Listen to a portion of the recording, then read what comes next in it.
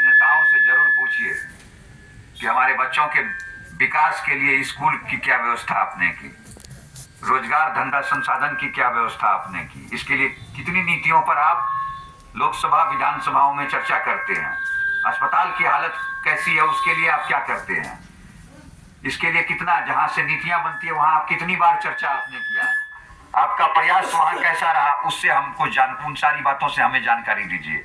सिर्फ हम वोट नहीं देंगे। ऐसा नहीं कोई आया 500 रुपया जेब में पकड़ा दिया, 500 से अधिक किसी को नहीं मिलता होगा और आप वोट दे देते हैं।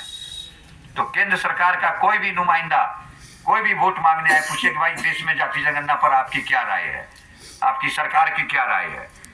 जनगणना में अगर आप इस बात को लेकर अगर आप मदद नहीं करेंगे, इस पर नीतियां नहीं बनाएंगे, इस पर सवाल नहीं करेंगे तो हम वोट नहीं देंगे। देश में जाति जनगणना नहीं तो हम वोट नहीं देंगे। जिस दिन ये ताकत आप समझ गए, जिस दिन इस तरह की आवाज बुलंद करके अपने जनप्रतिनिधियों से आप यह सवाल पूछना शुरू कर दिए, आपके आने वाले बच्चों की तस्वीर बदल जाएगी, तकदीर बदल जाएगी, भविष्य संवर जाएगा और चेहरे पर एक सुंदर मुस्कान आ जाएगा। आज तो मुट्ठी भर गिने चुने लोग हैं जो सब संसाधनों पर कब्जा कर लिया, धीरे धीरे खेती बाड़ी पर भी कब्जा कर लेगा। आपने सुना था ना भाई कि अडानी अंबानी सब खेत कब्जा करता जा रहा है और ये सरकार कब्जा करा रही थी। किसानों ने बहुत लंबी धरना दिल्ली के आसपास में देकर उस कानून को रद्द कराया था।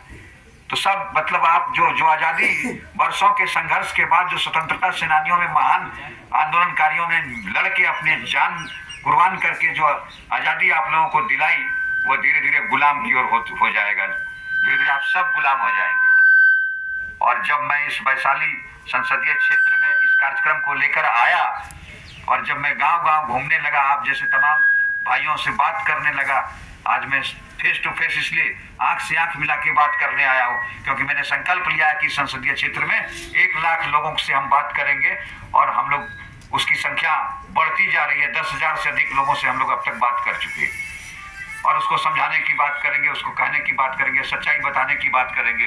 निर्णय उसका होगा, उनको जो करना है करे, लेकिन आपकी एक वोट की ताकत इतनी बड़ी है कि आप तकदीर अपने आने वाले पीढ़ियों की बदल सकते हैं।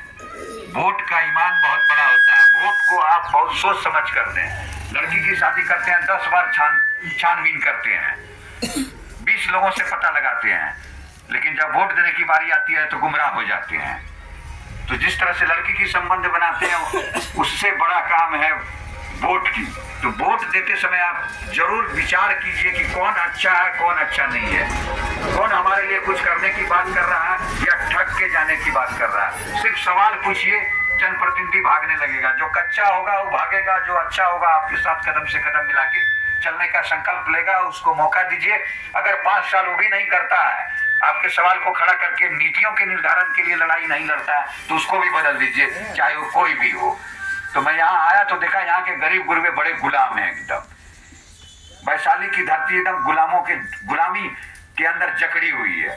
वोट की ताकत आप लोगों के पास है, संख्या आपका अधिक है। जो यहाँ सांसद बनकर यहाँ से चुनाव वर्षों से जीत कर जाते रहे, तो मैंने पूछा कि वैशाली नाम है, तो वैशाली नाम का कोई रेलवे स्टेशन होगा, कोई बढ़िया सा अस्पताल होगा, बच्चों के पढ़ने के लिए कोई अच्छी स्कूल होगी, कॉलेज होंगे।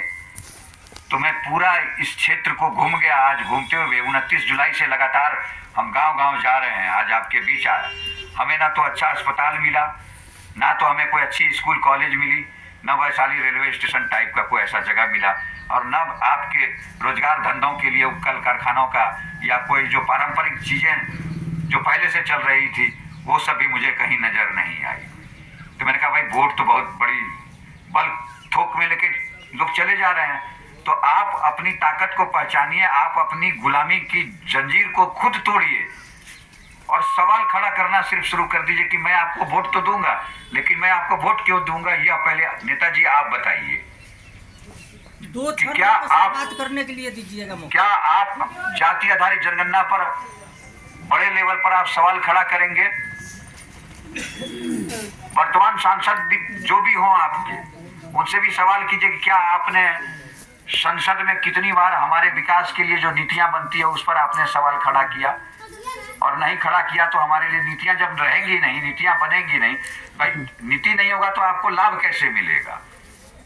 मैं आपसे ही पूछना चाहता हूं कि जब कोई कानून नहीं बनेगी, कोई नीति उस तरह की नहीं होगी, तो आपको लाभ कैसे मिलेगी? लाभ तो मिलेगी नहीं। तो इसके लिए बेहद जरूरी है कि देश में हो जातीय जनगणना, और उस जनगणना केंद्र सरकार कराए, और उसके आधार पर तब आपके विकास के लिए एक अच्छी मुकम्मल नीति का निर्धारण हो। यह सिर्फ संसद में ही हो सकता है। तो इसके लिए यह बहुत जरूरी सवाल है। इस जरूरी सवाल को आपके बीच में छोड़कर जा रहा हूं। आप इतनी गंभीरता से हमारी बात को आपने सुना, इसके लिए आपको मैं अपना साधुवाद दे रहा हूं, और इस धरती को और आप सभी साथियों को सलाम करके मैं यहाँ से फिर अपने अगले कार्रवाई के लिए प्रस्थान करता हूं। जय हिंद मेरे साथियों। अब जिन किसी को कोई सवाल पूछना है तो जरूर पूछें।